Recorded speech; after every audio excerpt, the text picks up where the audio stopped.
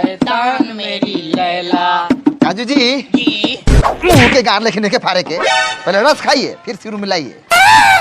रस हम खाएंगे तो गुला क्या खाएगा? गुला खाइए तोर बाप और बाप तोर बानी हम सारा प्यास बने के तो प्यास बुझावे के पड़ी। अगर ब्यास बने के बाद तो रोना भी है तो लय में रो, लय में। चलो हम रो के बताते हैं।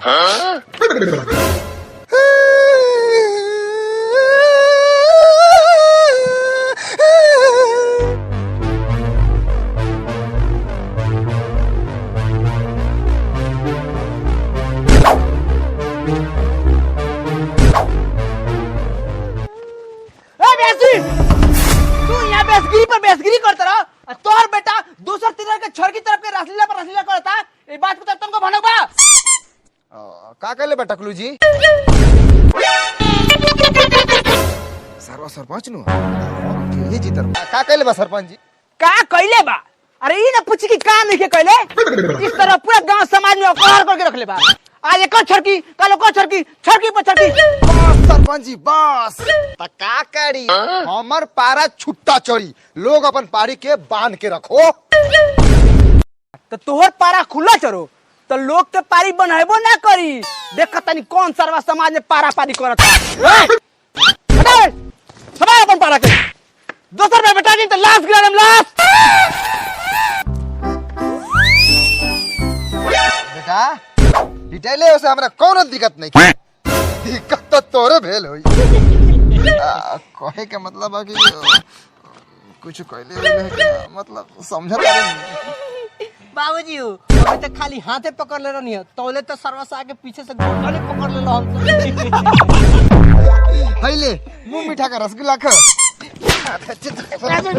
साला के चलते गांव में साला सा मुंह में मुंह लगा के गांव में मुंह का जाता तू रसगुल्ला खाता साला साला।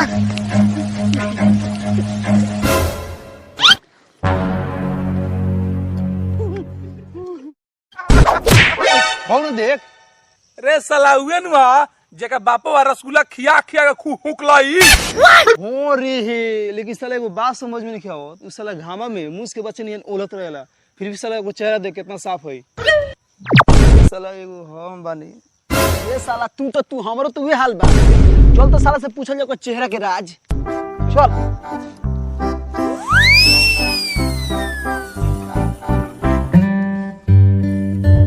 अरे तो इतना काहे परेशान बारे सरे? हाँ भाई हम अपन चेहरा के लेके काफी परेशान बानी। ई बदलते मौसम के कारण हमारे चेहरा पे पिंपल, वायलेंस, डार्कनेस, अनइवन स्किन और न जाने काका हो जाता। ए तई में परेशान होके वाला कौन बात रे साला तो आगे के बात बताओ। काहे लाल बरस सब छोड़ कुछ भविष्य के बारे में हमनी के बताओ। तो भविष्य के बारे में हाँ रुक बताओ तनी।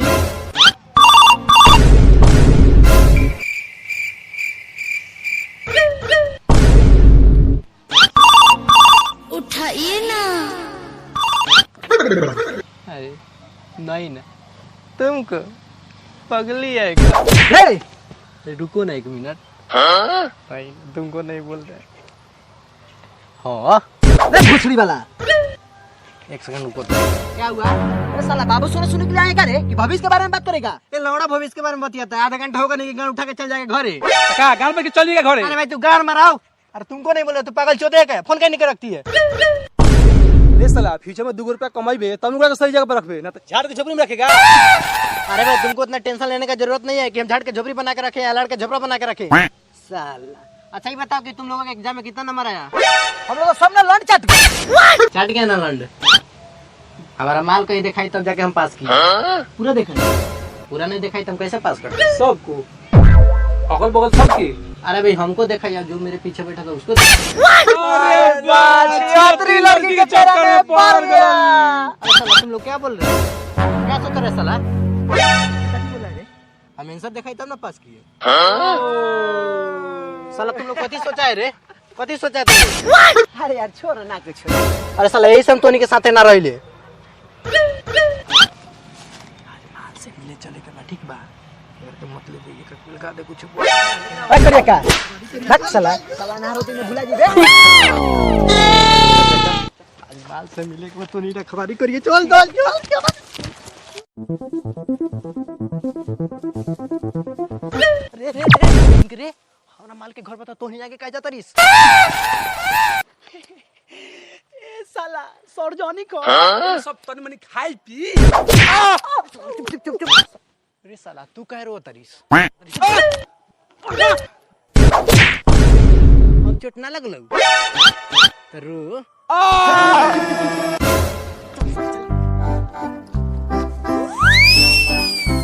रे रे साला अनर घोड़ा पागल भई सुन हनी तू हे माहे जो चुपचाप देखिए कि कौन जागल बाकी ना ठीक बा ये माहे जो ठीक बा चुप आ जल्दी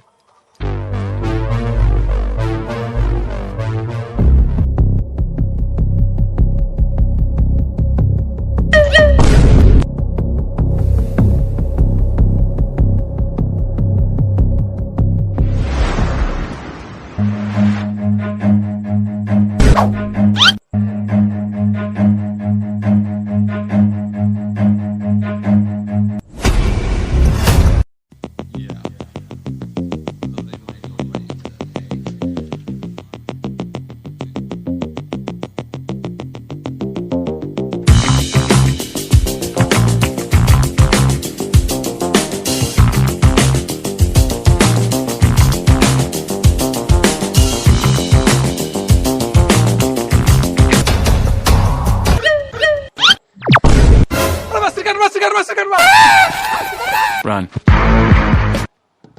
किने बारू हो गेटवा खोला ना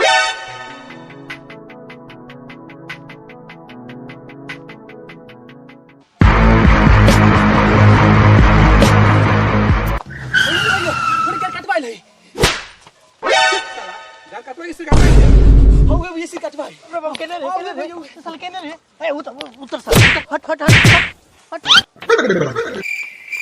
साल है ना सा चुपचाप नीचे रखवारी करो जब तक ऊपर से ना आएम तब तक ये सब गद्दारी करबे तोरी बहन के ओने से नहीं के साथे अकेले जीवे माल गते हमने दूर दे लाल करते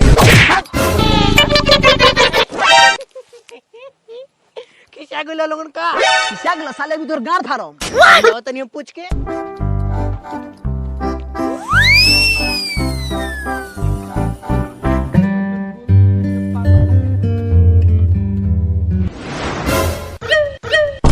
माल से भेंट करे तू फिर थोड़े आई तो कथि करल जा सुन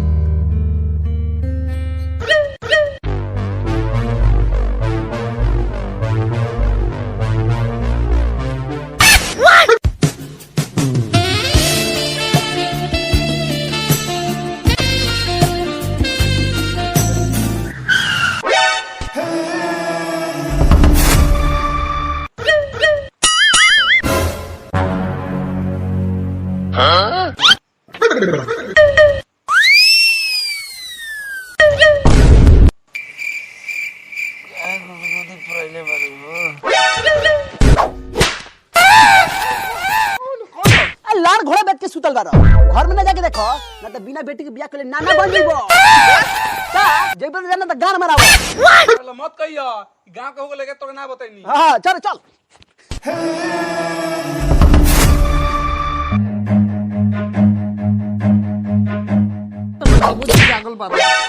जागल बन तक का करी ना तो तोरा तालाब में चाहिए घुसाइए के रहो हां बाबूजी जान जे तो तोरते जोरिया तुर दिहन हां तुरे ना तुर दिहन तब बुलाओ उनकरा के बुला आज फैसला हो के भैया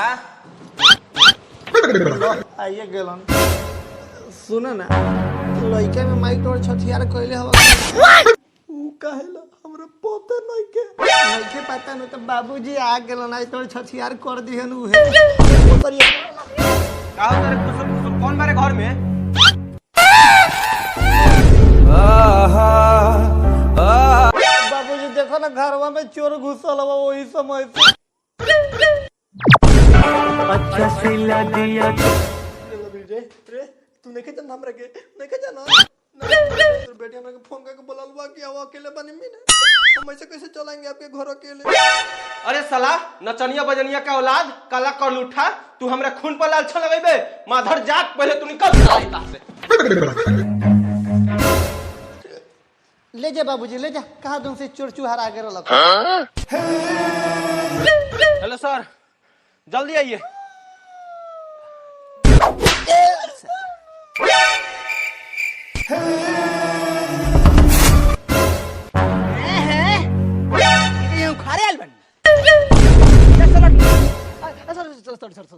प्लीज सॉरी सर।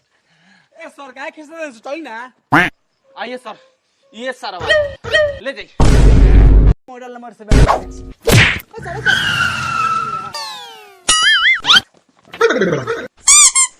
अरे भोसड़ी वाला तेरा खून में इतना गर्मी हो गया है, गाय में डंडा डाल के 9 घंटा करेंगे ना सारा पिछवाड़ा में से गर्मी निकल जाएगा। क्या कहते पंडित जी? 11 रुपया तेल दी। ना हम लोग ऐसे नहीं कर सकते, कानून से हमारा हाथ बंधा हुआ है। हमर झाड़ तू खाली हाथ नहीं बना है और कुछ नहीं ना, साला का रात है गाते खत्म कर दिया जाएगा। उठाइए सर भोसड़ी वाला चल।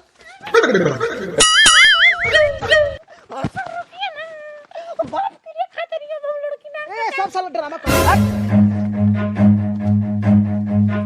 हाँ ले जाइए सर सरवा को नहीं गांठ के मुआ दी। Hello friends,